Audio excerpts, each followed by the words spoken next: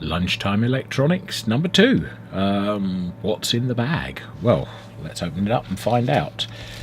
It seems to be another little kit, but unless you can read Chinese from the information leaflet, it doesn't look like you're going to be able to tell what it is. Now, fortunately, I do have the original listing. It's on AliExpress, this one. And it is, oh, there's another component. It is a 12 volt, what am I talking about?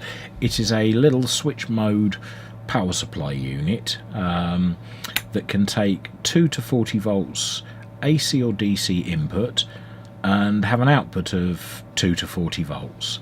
Now, what use is that, you might say? Imagine you have a power supply of some description that's broken its cable and you want to still use it. The actual the power brick itself is still working. Well, you can add this to the end of it and set your own voltage and use it as a power supply for whatever you like. You could use it to power Arduinos, you could use it to power guitar effects pedals, depending on the voltage you were going to set it at.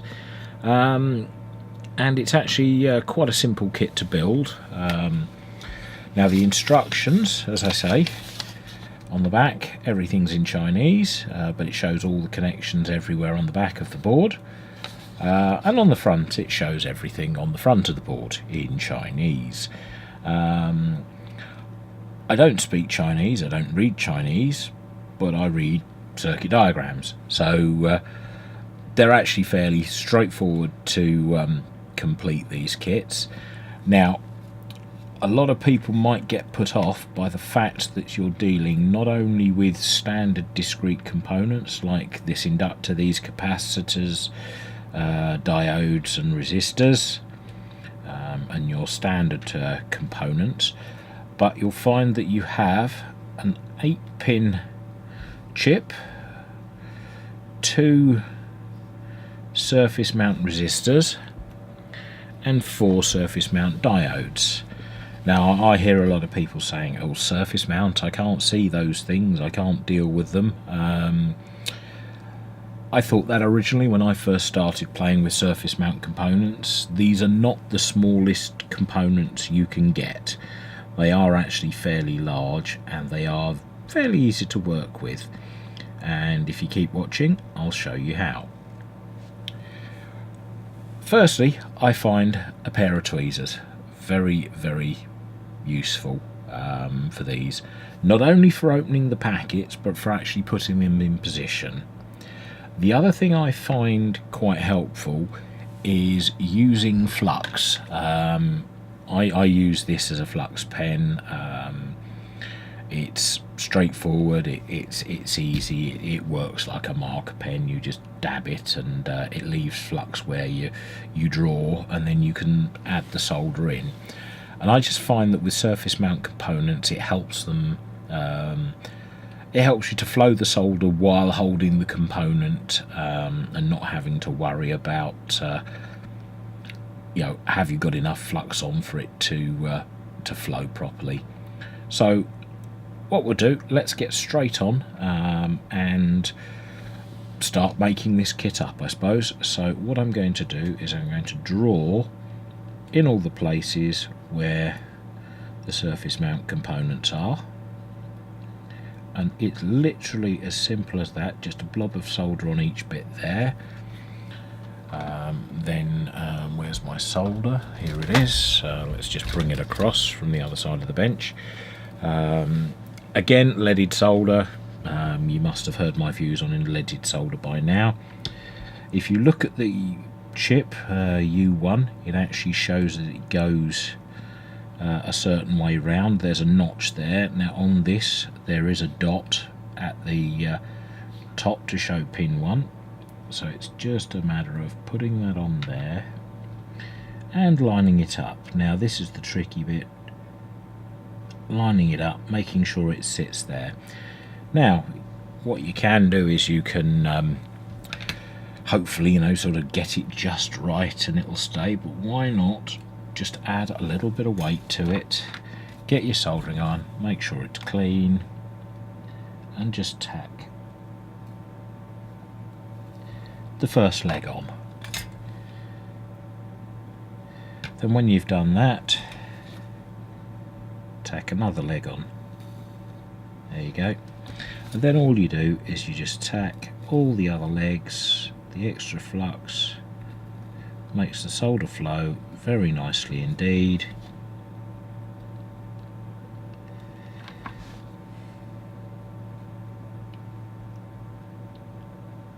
And because you've got extra flux on the tip, on the board, you don't need to keep adding extra. There's enough on the tip. And as you see, that chip is now in position, and I don't know if you'll be able to see it through a magnifying glass. Let's see if I can get the camera to pick it up. Okay. It's trying to work backwards. There we go.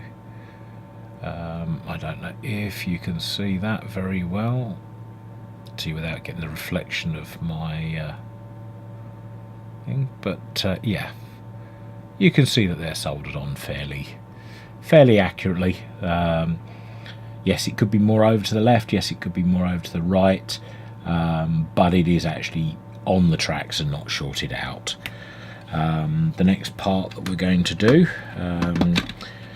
will be the surface mount resistors. Now there are two different values here, and I will have to use the magnifying glass myself to see what they are. This is 3 with 2 zeros, so 3.3k. This is there. Now if you look at the thing that says R2 is 3.3k, so R2 is this one here. The reason I say use the tweezers to open these is all you want to do is poke the plastic off, and then you can turn it upside down on a surface, pick it up with your tweezers, turn it over and drop it on the board. There we go. Let's drop it on the R2 section there. Now as you see, they've put plenty of pad either side. Plenty of pad either side. Now I'm going to show you this and it will probably go horribly wrong and move, but what I'm going to do is I'm actually going to do what they tell you not to do with solder, and I'm going to melt a bit on the tip. I'm going to hold the component in place. Then because the extra flux is there, it just sticks it in the right place without having to mess about. Before I solder the other side, I'm going to add R3, which obviously must be this one. It's the only other surface mount resistor in the kit. So let's take that out and that way round. Put it on the board like so. Okay, just make sure it's roughly central.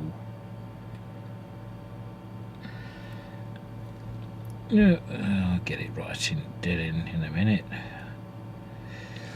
And again, I'm just going to clean the tip quickly on the soldering iron. I'm going to put the tweezers on there, melt a bit of solder on there, then transfer it to the back of the bit there. And that is really all you need to do for surface mount soldering. So now we'll just do the other side. Again, you don't need a great deal of heat and you don't need a great deal of solder.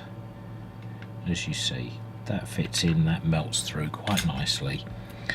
The same with the 4 diodes. Now again, these are polarized, these are well, they are diodes. Let's just get the plastic, open them up, and then I will tip them all out. And again, using the same sort of technique, you just find the end with the line on and you match it up to the circuit board, and in this case that one is that way round. So let's put that one there, and iron tip, melt it a little bit, tweezers, push. Let's see, I've moved it.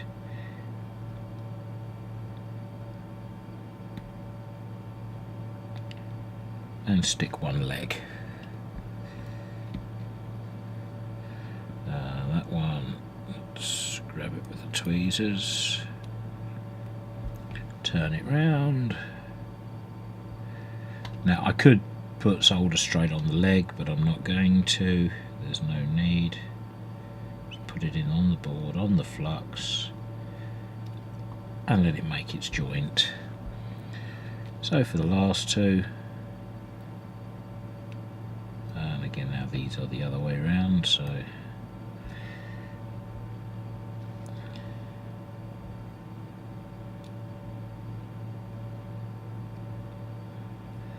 because I'm not pushing it, that one is a little bit wonky, but that's okay, it's still soldered to the pad. Let's turn this one over, figure out which way around it is. It's that way around, so solder on the board in the centre. Let's hold it, and let's just add the melted solder. There we go, and that is all the surface mount components done. What I'll just do is I will tack the far ends, so solder, solder,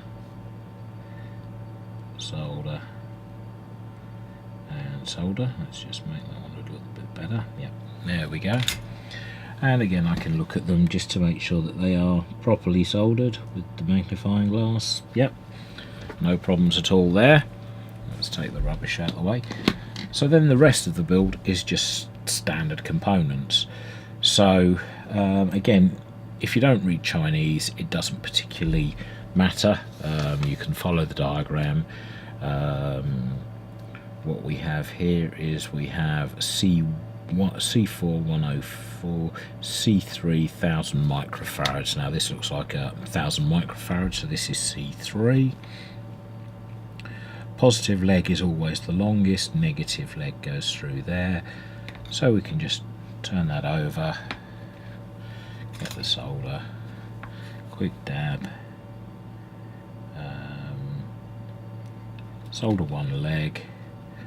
Let's just push on the base to make sure it goes through accurately. Do the other leg.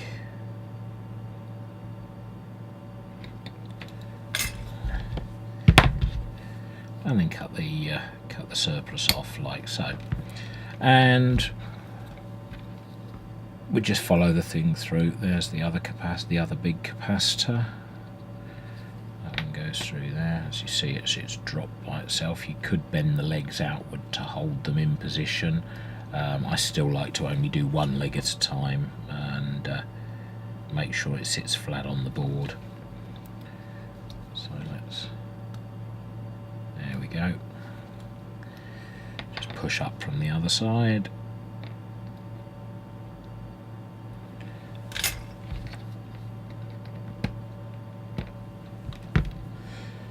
Okay, now the trim pot goes in here, and it actually has a little ID mark where the threaded screw goes. Again, just flick those out at the end, and to actually make the one for it to lay flat, I always do the middle one because it's the one that's the straightest. Just grab it, melt it, seat it flat. There we go. Can push those up again now, and just put that on there. There we go. And turn the cutters the right way around, take those three bits off, take those to there. Right, what have we got? We've got an inductor. I'm not actually doing these components in any particular order. It's just as they sort of grab to hand, I'll tack them on. This is nothing, again, this is nothing particularly delicate apart from getting that IC correct. As you see, it sits on the board. It's just a quick dab. Let's get these capacitors. Now there are two different values here. There's a 180, that's C5, 180 picofarad, which is here. So let's have a look for C5. C5 is this one. So again, just flick the leads out slightly, tack it in.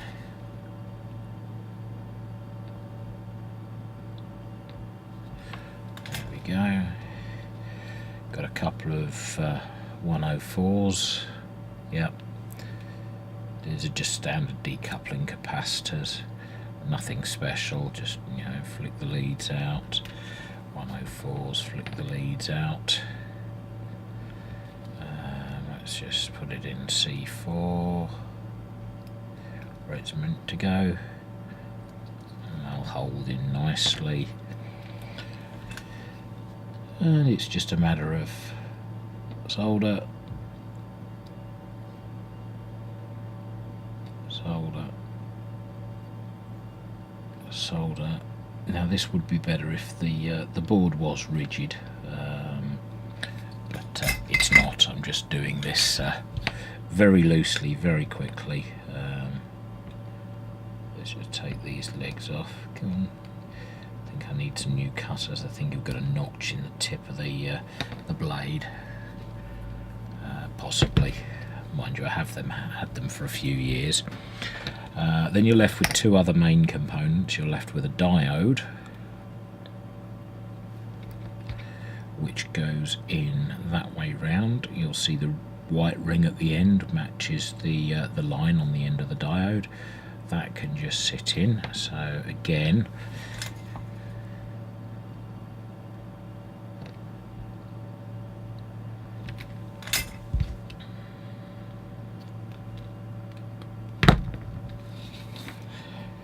now this resistor is actually a low value resistor. This is 0.1 of an ohm, I believe, going by the colour chart, brown, black, so 1, 0, and then you have a silver band there which denotes a 0 in front, so it's a 0.1 ohm resistor. Now I would imagine this is going to get fairly warm. Here it is on the circuit diagram. You have 0.01 ohm at 1 watt. Now because it is going to get warm, I don't like to actually push this right into the board. You don't want to sort of have it there because that will just char the board. What you can do with that is just sit it up so that there is airflow around it. Doesn't have to be anything special. Again, just up in the air off the board, and that will keep the airflow around it, keep it a little bit cooler. See, that's the trouble when you're working in mid-air. Dob of solder, and there we go. Nearly got out of time. Clip, clip, and then just the transistor to solder in next, and again that will just go in on the end like that. See, and I have 30 seconds left according to the camera. So now the reason I haven't put the transistor all the way in you'll see in a minute, but let's just solder these pins if I can get the heat on them in the 30 seconds before the camera shuts down. There we go. One board complete, 20 minutes. See you in a second. Okay, here's just the ending of the video. How does it work? What I've got here is I've actually got 22 volts going in, 22 volts DC. Now it will do DC and AC because this is a bridge rectifier. So if your broken power block is a 19 volt AC power block, then that's fine. If it's a DC one, again, that's fine. And all you do, I will just actually have to find my little screwdriver, there we go, is at the moment, as you see, we've got no voltage coming out. Let me just put that there. So now it's for 22 volts in, we're getting 10.3 out. What you can do is you just put this in here, and say you wanted it to run an Arduino, you can drop it down to 5 volts.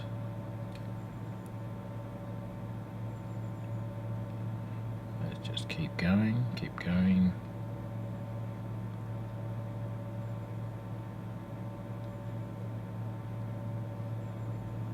Oh, too far.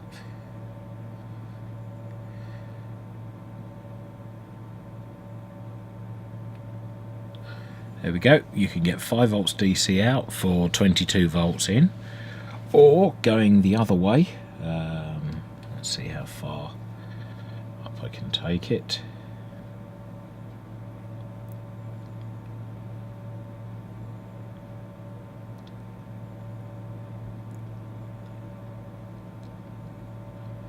$13, $14, $15. So if you're trying to run anything superbly huge off this, 19 volts. So what it actually seems to be is there's a 3 volt difference between input and output. So if I actually take the input voltage and take it up to, right, my power supply there will go up to 28.5, which if the 3 volt, this should allow me to take it up to, going to let me take it up any higher?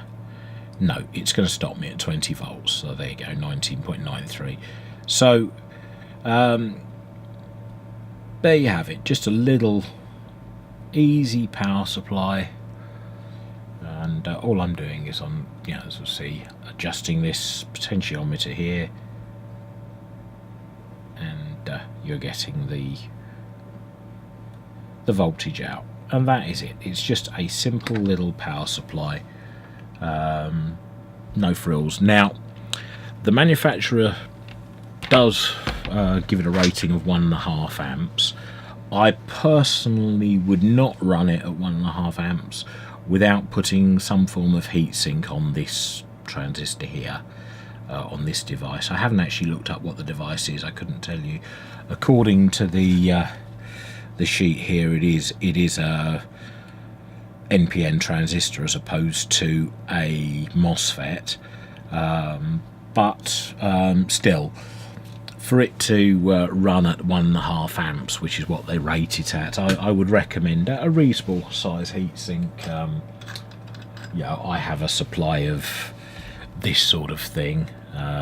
This one, obviously, as you see, I've used before.